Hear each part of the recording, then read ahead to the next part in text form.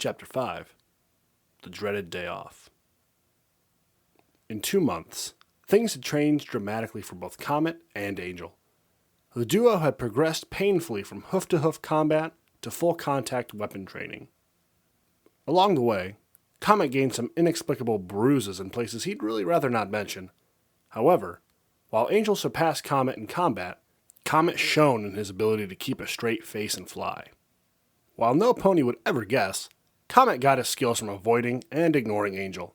She, for her part, learned to read every tiny signal in pony expressions, gaining full insight into even a single eye blink or twitch. Altogether, they were both progressing superbly in their training. Corporal Feathermane was absolutely proud of the duo, as he shared every one of his reports with Shining Armor. Shining, for his part, was busy with the Phoenix Philomena. A bit turned into weeks of training, much to Celestia's, Philomena's, and Shining's annoyance.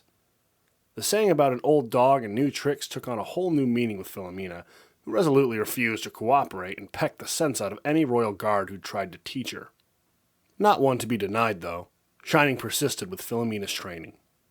He met some moderate success along the way when he had enough treats. As for dear Princess Luna, she was working on talking in a normal voice around common ponies. In Celestia's personal opinion, though, Luna arguing with herself in the mirror did little to help her volume, which remained 20 decibels too high. So was life in Canterlot Castle. Comet stood as still as a statue, and so did Angel. Comet was convinced he was dreaming for the better part of 3 minutes until she let out a huge sigh and flapped her wings. Bad ponies are not meant to stay still, she whined in an exasperated tone. Comet kept his stoic face and Angel tossed a glance his way. It had been 2 full months since she had tackled him in the alleyway, and she had to admit, he was an impressive stallion. He put up with her without losing his temper, especially in the first day of basic training, and even kept his cool under extreme pressure, such as when Corporal Feathermane launched him from a catapult while he was blindfolded. Angel wasn't sure why it was necessary for the blindfold, since the exercise was about aerial maneuvers at high speeds. Still, Comet was just being Comet, and Angel liked him for that. He was a good friend and training partner. That didn't mean Angel had given up on annoying him. She had used every sly trick in her book to mess with him, and had each time gotten successful results, like making him blush vividly before inspections. Corporal Feathermane still thought Comet had an improper magazine hidden somewhere near his bed. Angel enjoyed teasing Comet, but she also knew if she pushed her luck too far, her fragile relationship with him would break quickly. She knew Comet had trouble with making new friends, but no pony knew Angel did as well. She found it hard to retain friends after they saw her personality, and was amazed Comet hadn't requested a transfer to another unit yet. She also thought that was really sweet of him. For Comet's part, he received a letter for flooding the lead training officer's desk with transfer requests. So, here the two of them stood, waiting for Corporal Feathermane to make his appearance. He was unusually tardy today.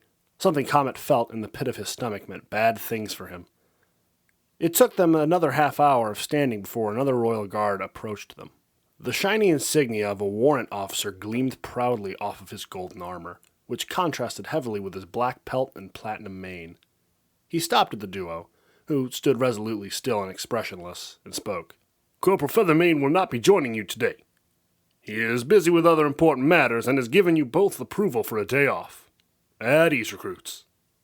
The unicorn warrant officer then disappeared in a burst of violet light, leaving the excited bat pony to talk the ear off of the Pegasus. Corporal Feathermane, for his part, was sitting on his bed, spit-cleaning his armor and trying to hide the pictures of his mare friend back in Coltsburg, in preparation for inspection by Shining Armor. Still, for the 2 ponies down in the training field, the day was still young. This is just too cool, Angel shouted excitedly as she and Comet trotted back to their bunks. A whole day to do what we want? We could go into town, or go drinking, or maybe go to the spa, or... She rambled on as Comet walked. Comet merely rolled his eyes, as he always did when Angel was excited. He had no clue where she had gotten the idea that he was going to spend the whole day with her. He had formulated his own plans, like going into town, finding a nice library, and relaxing there all day.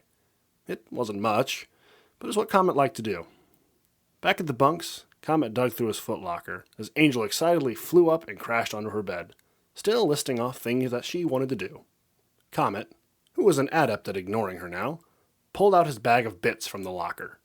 Keeping his money in his locker seemed foolish, but he had long ago acquired a big lock to keep Angel and others out, particularly Corporal Feathermane, who had tried long ago to get some bits from Comet to settle a bar tab. Money in mouth and the whole day to spend it, Comet headed silently for the door. Just before he got there, a very audible, "Hey!" came from behind him, followed by the familiar flapping of bat wings. Angel landed and trotted right up behind him. "Where are you going?" she asked sweetly. Comet turned to her and said through his bit pouch, "Somewhere quiet." "Ooh, so we're going to the spa!" Angel squealed as she bounced in the air. "No, I'm going to a library. The whole point of this day off is to relax," Comet said with his bit pouch mashing his words together. "I know, but libraries are boring. They make you be quiet. Spas are so much more fun," Angel said, still hopping. "I didn't say you were coming with me," Comet replied. Angel suddenly stopped bouncing and her eyes got wide. "What?" she asked in a shocked voice.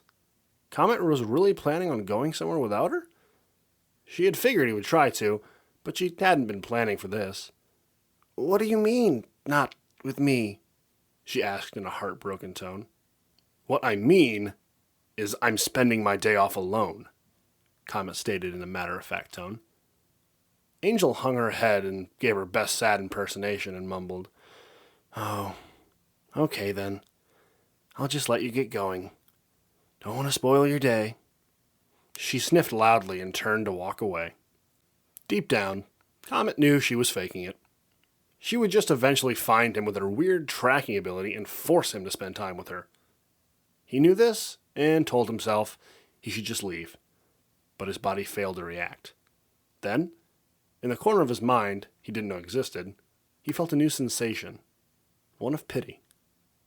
He had never seen her socialize with any other pony except Corporal Feathermane, and knew that she often said Comet was her best friend, followed every time by an uncomfortable hug.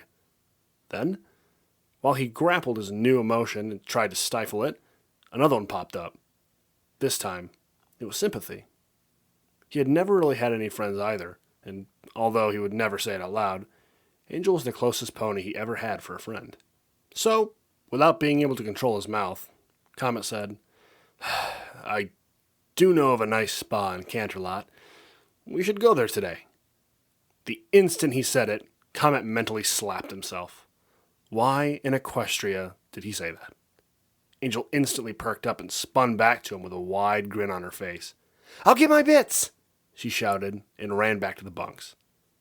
While she dug around for him, Comet chastised himself for speaking those horrible words. He only knew of one spa because of an advertisement that got stuck on his face before he crashed into the castle wall. Now he was going there, when taking Angel too. Before he could work out an excuse, Angel bolted by him, somehow grabbed his hoof, and yanked him out the door. "Let's go, Comet! This will be the best day off ever!" she shouted and took off, unknowingly slapping Comet in the cheek with her wings.